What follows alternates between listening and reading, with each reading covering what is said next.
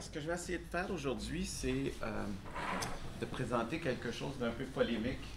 Quand j'ai parlé à un ami en biologie à l'UQAM de ce que j'allais dire aujourd'hui, il m'a dit non, non, non, fais pas ça, tu vas détruire l'idée que les gens ont de la science et tu vas juste tomber dans des préjugés, tu vas conforter des préjugés sur les gens en littérature, ce qu'ils ont contre la science. Donc, je me dis que cet auditoire-ci ne devrait pas être si, d'avoir tant de préjugés que ça. Et dans le fond, c'est ce que j'enseigne aux étudiants à McGill aussi, et en sciences et en art, à la faculté des arts, c'est que la science, on pense que c'est la vérité, et on pense que la fiction, c'est le domaine uniquement de l'art et de la littérature. Mais quand vous regardez des exemples de la physique et de la science-fiction, on pense que ça, c'est de la fiction, et on pense que ça, c'est de la réalité. Mais en fait, quand vous voyez l'illustration d'un trou noir ou que vous voyez l'illustration de la mécanique quantique, c'est de la fiction autant, parce qu'on ne le sait pas. Ces images-là sont aussi inventées que ces images-là. Donc, le propre de la science, c'est pas de travailler sur la vérité. La science, telle qu'elle est vue en ce moment et pratiquée en ce moment par des scientifiques, et je vous parle du point de vue d'un scientifique là, qui gagne sa vie avec ça beaucoup plus que par la littérature, parce qu'on sait qu'avec la littérature, on ne gagne pas de vie. Sauf si on s'appelle, je sais pas moi, Marc Lévy. Puis on ne veut pas être Marc Lévy, on est d'accord.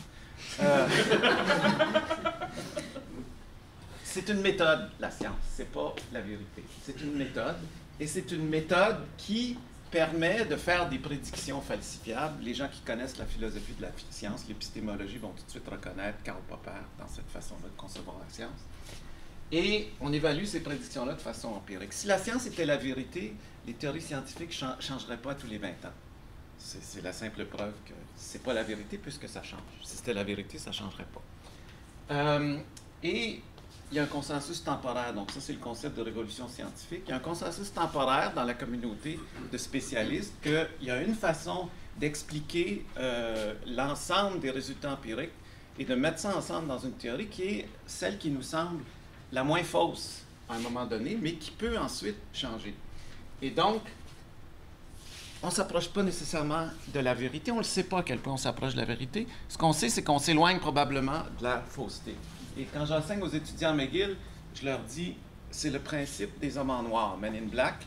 Vous avez une scène là-dedans, pour les gens qui ont vu ce film-là, où lui vient juste de s'apercevoir que les extraterrestres, ça existe. Et cet agent-là lui explique, il lui dit, il y a 1500 ans, tout le monde savait que la Terre était le centre de l'univers. Il y a 500 ans, tout le monde savait que la Terre était plate. Il y a 15 minutes, tu savais que les humains étaient les seuls sur cette planète. Imagine ce que tu sauras demain.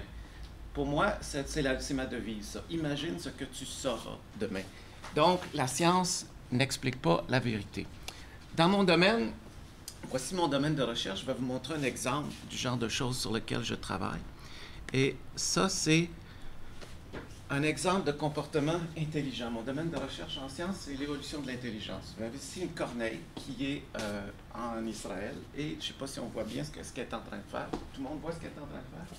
Elle a du pain dans la bouche et elle dépose du pain dans l'eau. Et de temps en temps, ce qu'elle fait, c'est que quand le pain s'en va, elle le mange.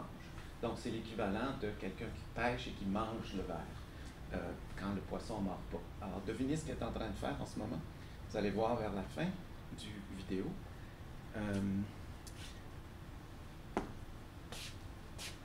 Donc, elle prend un morceau de pain, et là, ce que vous voyez peut-être, c'est qu'elle est en train de pousser le morceau de pain vers le côté. Et donc, elle vient de faire de la pêche au leurre. Okay? Donc, ça, c'est une innovation, c'est-à-dire c'est quelque chose que cette espèce-là ne fait pas régulièrement. Elle vient d'inventer ça. Et c'est une utilisation d'outils. Donc, c'est ce qu'on considère être intelligent. Dans la paléontologie, donc quand on regarde l'histoire de l'humanité depuis Lucie jusqu'à aujourd'hui, ce qu'on a comme preuve d'évolution de l'intelligence, la plupart du temps, c'est des outils. Et donc, quand vous regardez ce graphique-là, ça, c'est le genre de conclusion à laquelle on arrive dans mon domaine. Okay? Donc, je ne vous expliquerai pas ce que ça veut dire, mais dites-vous bien que les corneilles et les corbeaux sont ici en haut, donc sont toujours les plus hauts dans l'innovation, dans l'utilisation d'outils et dans la taille de la partie du cerveau qui contrôle ces comportements-là. Ça, c'est la même chose chez les primates. Donc, ici, ma théorie, c'est qu'il y a évolution convergente de l'intelligence générale chez les primates et les oiseaux. OK? Ça, c'est pas la réalité. Ça, c'est la théorie. La réalité, c'est que on observe des comportements qui sont peut-être de l'intelligence, mais j'ai aucune idée si elles le sont. Ce qu'on appelle en science, c'est une définition opérationnelle. C'est-à-dire, on dit qu'on peut faire des prédictions falsifiables sur l'intelligence animale quand on la définit comme étant quelque chose de nouveau ou l'utilisation d'un outil. On ne sait pas si c'est l'intelligence, on sait que c'est l'outil et on sait que c'est le mot nouveau. Et donc, à partir de ça, on échafaude une théorie à partir de résultats empiriques. J'ai aucune idée c'est quoi l'intelligence animale. Aucune idée. Mais ce que je sais, c'est que je peux faire des prédictions basées sur des définitions opérationnelles et que je peux mettre ensemble les résultats de ces prédictions-là pour faire une théorie. Ça, c'est pas la réalité. J'ai aucune idée c'est quoi l'intelligence animale. Donc, les mots importent. J'ai aucune idée qu'est-ce que c'est. J'utilise une méthode qui est une façon de mettre ensemble des observations empiriques contrôlées et ensuite de faire une théorie. L'exemple que je vais vous donner aujourd'hui, je vais être délibérément polémique. Je vais vous donner un exemple non pas à partir de la physique ou de l'intelligence animale, mais à partir de l'adultère. L'adultère, c'est très célèbre en littérature. Madame Bovary est l'exemple classique du 19e siècle. Et au 20e siècle, il y a un auteur que j'aime beaucoup, qui est John Updike, qui s'est occupé d'adultère et dans sa vie privée et dans sa littérature, et qui a écrit des romans que je trouve magnifiques, qui sont malheureusement... si vous êtes capable de le lire en anglais, je vous conseille de le lire en anglais, c'est très beau. La langue de John Updike est très belle. Et la tétralogie avec le petit 5e tome de Rabbit, qui était traduit en français par Cœur de lièvre, c'est un des pires... Rabbit Run, Cœur de lièvre, ça rend absolument pas. Donc, c'est sur l'adultère. Donc, je vais vous donner la théorie de l'adultère telle que présentée en science. Okay? Il y a une science particulièrement bouffonne qui s'appelle... Ça, vous avez le droit d'en rire. Donc, je vous aide. Je vous dis, ne riez pas de la science. Prenez la science au sérieux, mais prenez-la pour ce que c'est. Et donc, la modestie de ce que c'est la science. Mais en même temps, il y a une science dont on peut rire, c'est la psychologie évolutionniste, qui s'appelait la sociobiologie humaine avant. Et là, je vais vous donner les prédictions telles qu'on les retrouve dans la littérature avec des résultats empiriques de l'adultère selon la psychologie évolutionniste. OK? Donc, on y va. Je ne vous dis pas que je crois à tout ça, là. Vous allez voir. Donc, il y a un conflit d'intérêts reproductif entre les mâles et les femelles. Et donc, j'utilise délibérément le mâle et la femelle humaine, parce que c'est vu comme des animaux.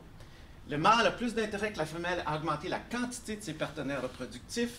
Il tend donc vers la polygynie. La femelle a intérêt à augmenter la qualité plutôt que la quantité de ses partenaires reproductifs, parce qu'elle a un nombre limité de gamètes, alors que le mâle a un nombre illimité de gamètes. Pour la femelle, la qualité génétique du partenaire est importante, mais aussi son degré d'investissement parental. Donc, c'est les mots qu'ils utilisent, l'investissement parental, OK? Donc, un jour, vous amenez votre fils à la bourse, puis vous le vendez, puis là, vous récupérez votre investissement. Non, mais le langage est important, l'investissement parental. OK. L'intérêt de la femelle est de garder pour elle le maximum d'investissement parental du mâle et de l'empêcher d'investir auprès d'autres femelles. Donc, elle est jalouse si il entretient la maîtresse dans un appartement, mais s'il fait juste baiser, elle n'est pas jalouse, parce qu'elle veut garder l'investissement parental et non pas le sperme, elle s'en fout. OK. Le mâle a moins d'intérêt que la femelle à investir des soins parentaux dans sa descendance, mais plus il investit, plus il doit être sûr de sa paternité. Parce qu'un mâle n'est jamais sûr de sa paternité. Lorsqu'elle accouche, la femelle sait que le petit vient d'elle. Mais le mâle, lui, ne le sait jamais. Donc, la qualité du partenaire reproductif peut être estimée par son degré de symétrie. Donc, mesdames, vous allez préférer ce monsieur-là à ce monsieur-là. OK? Voici à quel point c'est sérieux, cette science-là. C'est un indice de la stabilité de son développement et de son système immunitaire et son complexe d'histocompatibilité majeure, qui est sa résistance aux maladies. Et l'idéal, c'est d'avoir un partenaire qui est à mi-chemin entre vous et, donc, qui est à moitié comme vous. Donc, vous allez maximiser les chances que votre descendance ait de la résistance contre toutes sortes de maladies, qui d'un point de vue génétique. OK? Et donc, on mesure la symétrie et la quantité de testostérone. Donc, les filles, vous allez préférer ce mâle-là, selon certains moments de votre cycle, et à d'autres moments de votre cycle, vous allez préférer ce mâle-là. OK? Parce que ce mâle-là, il est plein de testostérone. OK? Il y a la mâchoire. Et donc, ce qu'on fait, c'est qu'on présente à des femmes, en fonction de leur cycle, des photos en disant c'est qui le mâle idéal, et donc on change par ordinateur sa masculinité, on y met en masse de testostérone, et on le féminise. Et les femmes ne préfèrent pas le même visage à différents moments de leur cycle. On peut aussi mesurer la symétrie. Donc ça, c'est une personne très symétrique. Ça, c'est une personne asymétrique parce que les deux moitiés du visage, quand on les sépare et qu'on les met en miroir, ne sont pas pareilles. Donc la symétrie, c'est les signes d'un bon système immunitaire parce qu'au moment où vous avez grandi dans l'embryon et dans votre enfance, vous n'avez pas eu d'accident, puis de maladie, puis d'accident de développement. Donc, vous cherchez la symétrie. OK. Pour la femelle, le conflit entre la qualité génétique de son partenaire et son degré d'investissement parental, elle peut résoudre ce conflit par une copulation hors couple. Ça s'appelle une copulation hors couple. En anglais, on dit un EPF, Extra Pair Fertilization ou Extra Pair Copulation, EPC. Donc, n'oubliez pas, si vous faites un EPC, les dames, cherchez le complexe d'histocompatibilité majeure qui est à mi-chemin entre le vôtre et l'étranger et cherchez la mâchoire carrée.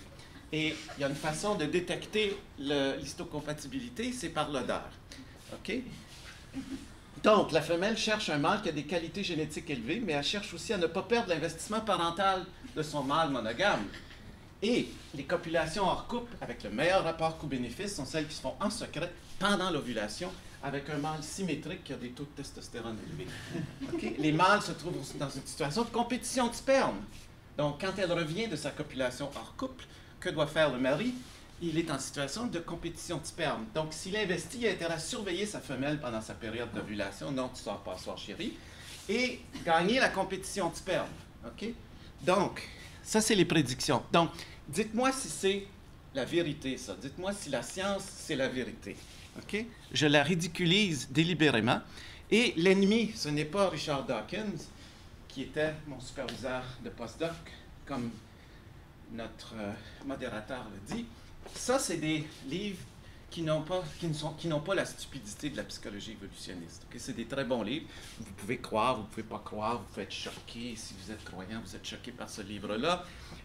Mais ça, c'est les ennemis. Donc, les gens qui parlent de la guerre du sperme, c'est Robin Baker. Les gens qui parlent du viol comme étant une stratégie évolutive qui peut être normale dans le cas de certains mâles, c'est Randy Thornhill. Et les gens qui disent que votre cerveau est rempli de toutes sortes de mini-modules qui vous font faire des décisions adaptées à votre histoire évolutive plutôt que le présent sociologique, anthropologique modifié, c'est des gens comme Tooby et Cosmides. Donc ça, c'est l'ennemi, pas Dawkins. Je vais vous lire deux extraits de Madame Bovary, un qui est fictif puis un qui est réel. Donc, délibérément, j'utilise ces mots-là.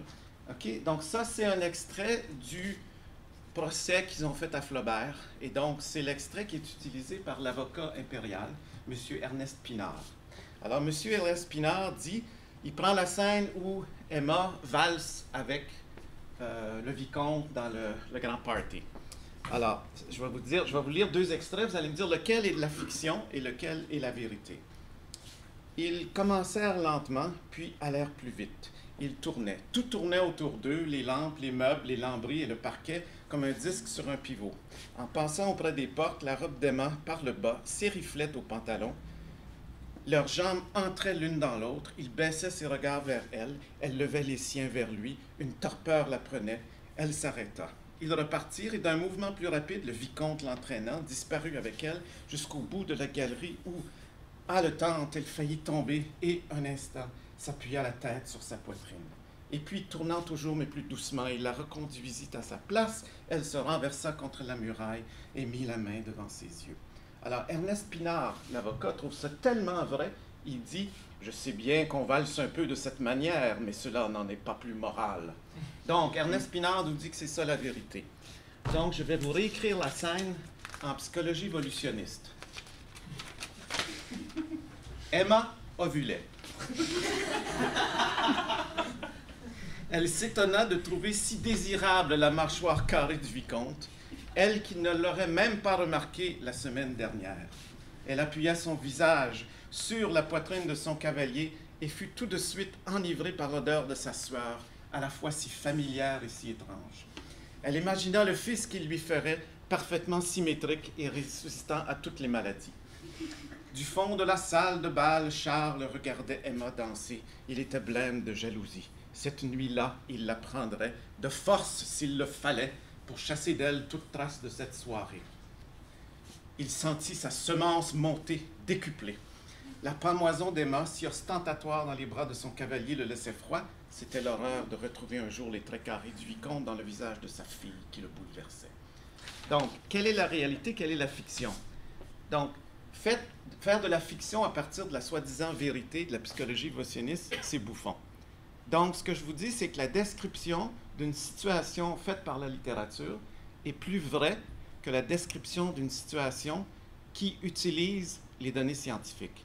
Les données scientifiques sont tellement pauvres qu'ils ne permettent pas, et tellement pas vérifiées. Donc, en psychologie évolutionniste, il n'y a presque rien de vérifié. Il n'y a jamais de contrôle, il n'y a jamais de théories alternatives qui sont testées.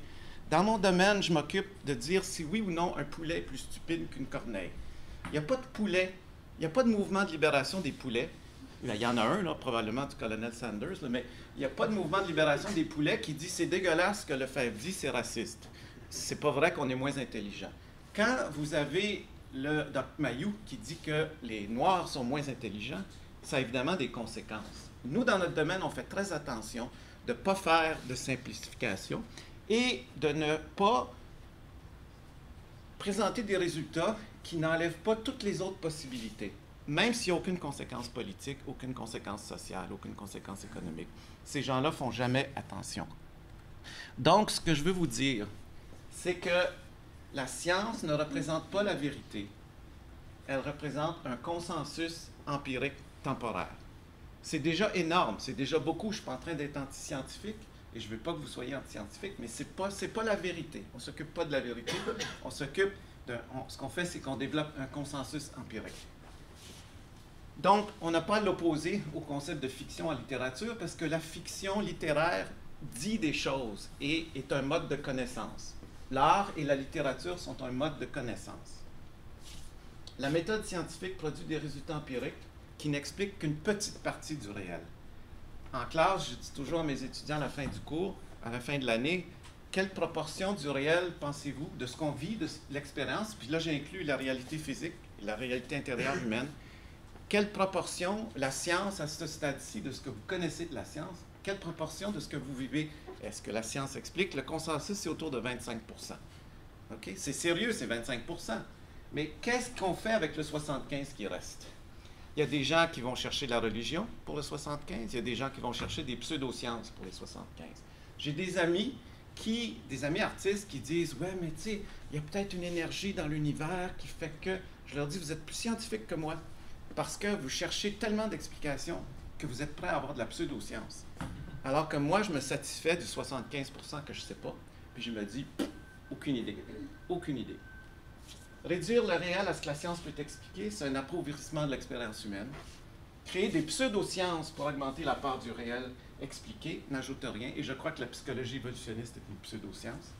La littérature et l'art sont des méthodes de connaissance, tout comme l'est la science. Donc, je refuse l'opposition science égale vérité et littérature et art égale fiction. Ce sont tous les trois des modes de connaissance, et l'intérêt de l'art, c'est que c'est un mode de connaissance non verbale. Et lorsqu'on traduit l'art en mots, déjà on est en train de violer l'essence de ce que c'est que cette connaissance-là. L'art visuel, traduit en mots, est déjà une violation de ce que c'est l'art visuel, qui est une impression visuelle. Donc, quand je me promène et que je fais des photos numériques comme ça, je ne sais pas pourquoi, en mots, je fais ce genre de choses-là, puis je m'intéresse à ce genre d'images-là. Tout ce que je sais, c'est que j'ai l'impression d'apprendre quelque chose sur le monde dans lequel je vis, de façon non verbale, et je ne cherche pas à l'expliquer. Ce qui est plate, là, ça veut dire que tu ne peux pas expliquer ta démarche artistique, parce qu'il faut expliquer la démarche artistique. Mais, et donc, voilà, c'est sur ça que je vais vous laisser. Je fais de la science, je fais de la littérature, je fais de l'art, et ces trois modes de connaissance égaux, il n'y en a pas un qui est plus proche de la vérité. Et donc, il faut ne pas croire cette opposition-là, vérité et fiction. C'est ça que j'avais à dire.